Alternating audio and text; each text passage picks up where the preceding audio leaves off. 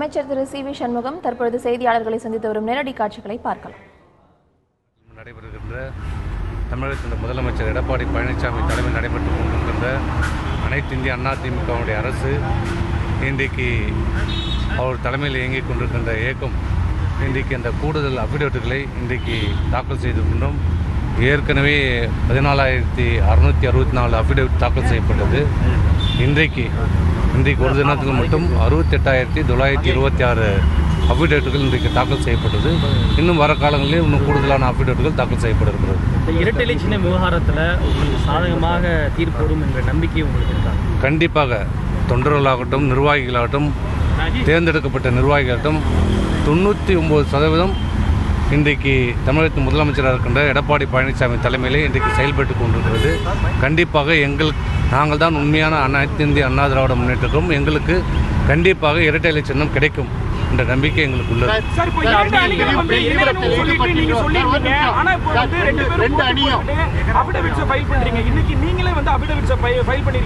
இதன் மூலமா பேச்சுவார்த்தை இரண்டு அணிகளும் இணையதற்கான பேச்சுவார்த்தை முடிஞ்சிருச்சு, அதுக்கான வாய்ப்புல நாங்கள் எடுத்துக்கலாமா? இல்லை, அப்படியா நீங்கள் நினைக்கிறீங்க? வழக்கு என்பது தனி, பேச்சுவார்த்தை என்பது தனி. பேச்சுவார்த்தை சுமூகமாக முடிந்து கொண்டால் வழக்கு என்பது வழக்குக்கு அர்த்தமே இல்லாமல் இருக்கும்.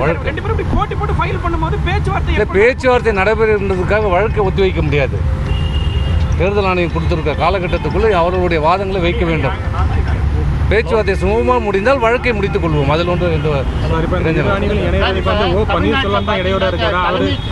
செயல்படுறதுக்கான உள்நோக்கம் எதுவும் இருக்குதா? இந்த எங்களுடைய நோக்கம், தொண்டர்களுடைய நோக்கம், நிர்வாகிகளுடைய நோக்கம் இருவரும் ஒன்றாக இணைத்து மாண்புமிகு அம்மா அவர்களுடைய இயக்கம் எப்படி சட்டமன்றத்திலே கடைசி சட்டமன்றத்திலே மாண்புமிகு அம்மா அவர்கள் உரையாற்றினார்களோ, நான் இருந்தாலும் இல்லை என்றாலும் இந்த ஆட்சி 100 ஆண்டு காலத்திற்கு இருக்கும் என்று சொன்னார்களோ, அவருடைய கனவுகளையும் லட்சியத்தை நிறைவேற்றுகின்ற வகையில் இந்த இயக்கம் ஒன்றாக இணைய வேண்டும் என்பதுதான் தொண்டருடைய விருப்பம்.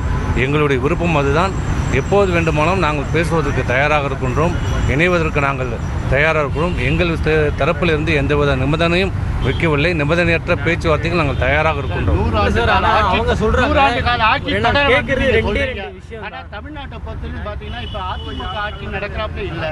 ஒன்று தலைமைச் செயலர் கிரிஜா வைத்தியநாதன் தான் இப்போ தமிழகத்தை அதாவது மத்தியில் இருக்கிற பாரதிய ஜனதா அரசோட வழிகாட்டுதல்படி அங்கே ஆட்சி நடத்தின்னு வராங்கன்னு ஒரு கருத்து நிலவுது. அதை பற்றி நீங்கள் என்ன நினைக்கிறீங்க? அது உங்களுடைய சொந்த கருத்து. இது தவறான கருத்து. இது தவறான கருத்து. The wrong impression projected by the media. இது தவறான கருத்து. அனைத்து இந்திய அண்ணா திராவிட முன்னேற்ற கழகம் அம்மாவுடைய கொள்கையின்படி, லட்சியத்தின்படி மிக சிறப்பாக இன்றைக்கு ஓராண்டு காலத்தை நிறைவு செய்திருக்கிறது. தமிழகத்தின் முதலமைச்சர் பொறுப்பை ஏற்றிருக்கிற திரு எடப்பாடி பழனிசாமி அவர்கள் 100 நாள் ஆட்சியை வெற்றிகரமாக நடத்தியிருக்கின்றார்கள். அம்மாவுடைய கொள்கைகளையும் வாக்குறுதிகளையும் நிறைவேற்றி கொண்டிருக்கின்ற அரசாக, அம்மாவுடைய அரசாக இந்த அரசு செயல்பட்டு கொண்டு சிறப்பாக செயல்பட்டு. மாட்டிறைச்சி விவகாரத்தில் அனைத்து மாநிலங்களும் கருத்து சொல்லிட்டாங்க. ஓபிஎஸ் அணி தரப்புல கூட ஓபிஎஸ் அறிக்கை விட்டுட்டாங்க. தமிழக அரசு எதற்கு மௌனமாக இருக்கிறது? மத்திய நாங்கள் அம்மாவுடைய தலைமையில் நடைபெறுகின்ற அரசு யாருக்கும் பயப்படுகின்ற அரசு இல்லை. அம்மாவுடைய கொள்கைப்படி வழிகாட்டல் நடைபெறுகின்ற அரசு.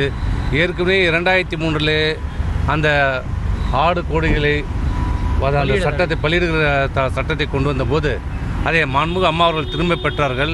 என்ன நோக்கத்திற்கு, என்ன காரணத்துக்கு அம்மா கொண்டு வந்தாலும் அதே நோக்கத்துக்கு காரணத்துக்கும் இன்றும் அந்த கொள்கைகளை நாங்கள் எங்களுடைய அரசு அம்மாவுடைய கொள்கையை கடைபிடிக்கிறது. அப்படி இல்லை, எதிர்ப்புன்னு எங்களுடைய கருத்துக்கள் வேறு. எங்களுடைய கருத்துக்களை மத்திய அரசாங்கத்துக்கு தெரிவிப்போம்.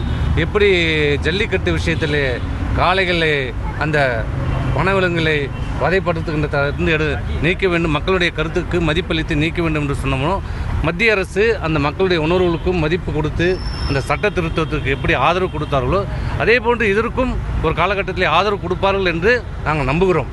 சட்ட திருத்தம் எதுவும் கொண்டு வர போறீங்களா? அவர் கொண்டு வந்திருக்கின்ற இந்த சட்டத்தை மக்களுடைய மதிப்புக்கு உணர்வு கொடுத்து மாற்றுவார்கள் எங்கள் நம்பிக்கை இருக்கிறது. சார், தமிழ்நாட்டில் ரஜினிகாந்த் இப்போ ஒரு ஆட்சியில் ஒரு தலைமை சிரமம் இல்லை, அதனால் ஒரு மாற்று ஏற்படுத்தணும் அப்படிங்கிறாரு. அப்போ ரஜினிகாந்த் அதிமுகவில் ஜாயின் பண்ண அவர் தலைமையை ஏற்று அதிமுக ஒன்றுபட்டு செயல்படுமா? அவர் சொல்லட்டா பாரு, அதை பற்றி நான் கருத்து தெரியும். இப்போ ஓபிஎஸ் அணி கேட்குறதே ஜெயலலிதா அவர்கள் மரணத்தில் சிபிஐ இன்வெஸ்டிகேஷன் வேணும் அப்படின்னு தான். ஜெயலலிதா அவருடைய மரணம் நீங்கள் சொல்வது போலயே ஒரு இயற்கையான மரணம் அப்படின்ற பட்சத்தில் சிபிஐ விசாரணை வைக்கிறதுல உங்கள் அணிக்கு என்ன தயக்கம் இருக்க முடியும்? அப்படி சிபிஐ இன்வெஸ்டிகேஷன் வச்சோம்னாக்கா யார் கேட்குறாரு? ஓபிஎஸ் அணி சார் நான் கேட்குறோம், எங்களை இந்த கேள்வி நீங்கள் கேட்குறீங்க. நான் பல தடவை இந்த ஊடகத்து மூலமாக கேள்வி கேட்டுட்டேன்.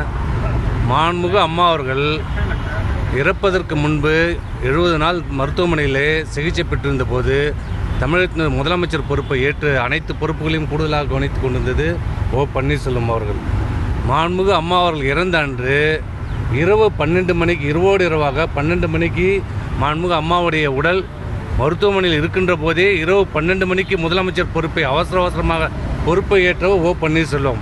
அதற்கு பிறகு 60 நாட்கள் 2 மாத காலம் தமிழகத்தினுடைய முதலமைச்சர் பொறுப்பில் இருந்தவர் ஓ பன்னீர்செல்வம். அப்போதெல்லாம் 70 நாள் அந்த சந்தேகத்தை கிளப்பாதவர், இரவோடு இரவு முதலமைச்சர் பொறுப்பு இருக்கின்ற போது கேட்காதவர், 60 நாள் முதலமைச்சராக இருக்கின்ற போது அவரை யார் தடுத்தது? சிபிஐ என்கொயரி விசாரணை வைக்க வேண்டாம் என்று யார் தடுத்தது? ரெண்டாவது, நாங்கள் கேட்கின்ற முக்கியமான கேள்வி, அம்மா மரணம் அடைந்தால் அதனால் யார் ஆதாயம் அடைய போகிறது? யார் முதலமைச்சர் ஆவார் என்பது உங்களுக்கு தெரியும். அந்த சந்தேகம் எங்களுக்கும் இருக்கிறது.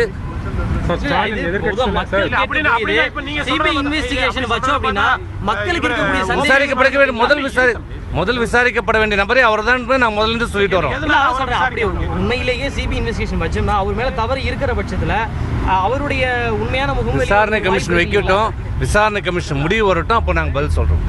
சார், அந்த இப்ப 2 அணிகளும் இணையறது தொடர்பான அந்த பேச்சுவார்த்தைகள் தடைபட்டிருக்குல்ல, இப்ப எந்த நிலையில இருக்கு? ஏன்னா நீங்களும் ஒரு கருத்தை சொல்றீங்க. இல்ல, நாங்கள் எந்த கருத்துமே சொல்லல. அவங்க ரெண்டு கருத்தை சொன்னாங்க. மாண்புமிகு சின்னம்மா அவர்களுடைய படங்களை எடுக்க வேண்டும், அவர்கள் கழகத்திலிருந்து ஒதுங்கி இருக்க வேண்டும் என்று சொன்னால் நாங்களும் சொன்னோம். அவர்களே பெருந்தன்மையாக இந்த கழகத்திலிருந்து நாங்கள் ஒதுங்கி கொள்கிறோம் என்று சொல்லி ஒதுங்கி விட்டார்கள்.